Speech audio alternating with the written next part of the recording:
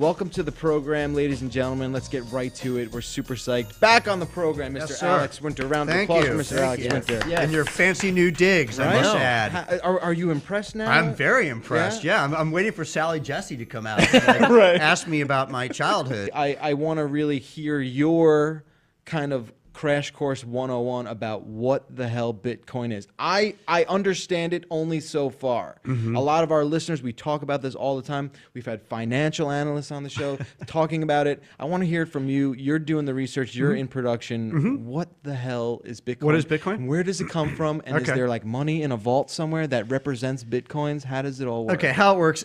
I'm not going to give you, there's really, really great, now that we're further down the road, there's really good, if you go to YouTube and Google what the hell is Bitcoin, it'll like walk you through sort of the same thing I did with Download It. I don't want to kind of bore people with like hyper technical stuff. Sure. Basically, we live, and this is what my movie is about, we live in an era of cryptography.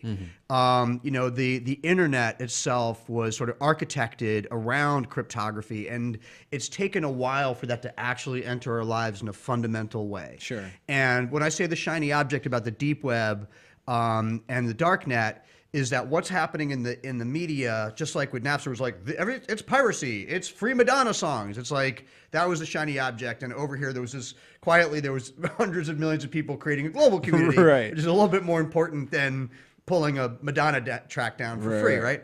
And what's happening is that everyone's going, they're selling drugs online and people are using this Bitcoin thing to buy drugs. And it's like, no.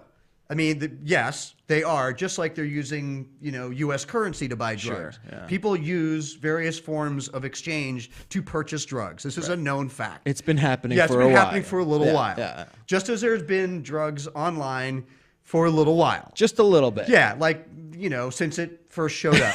So the sort of notion that Bitcoin is somehow this nefarious thing that allows you to go and buy drugs is so completely ludicrous, it's laughable, and we will debunk that myth quickly in the movie. What you have is a cryptocurrency, and what that means in a nutshell is that it was created as an open source peer-to-peer technology. It's created to allow, what makes Bitcoin work is that how do you create an exchange, a cyber exchange that doesn't allow for repeat spending? How do you know that once you spend one Bitcoin, you can't say, okay, now I'm going to go spend the same one over here and the same one over here, and you're never going to know. And that's where cryptography comes in, which is usually tied to a two-factor system or some way of creating a bounce back, a private key, a public key. You can Google all this stuff. It's really basic once you get your arms around it.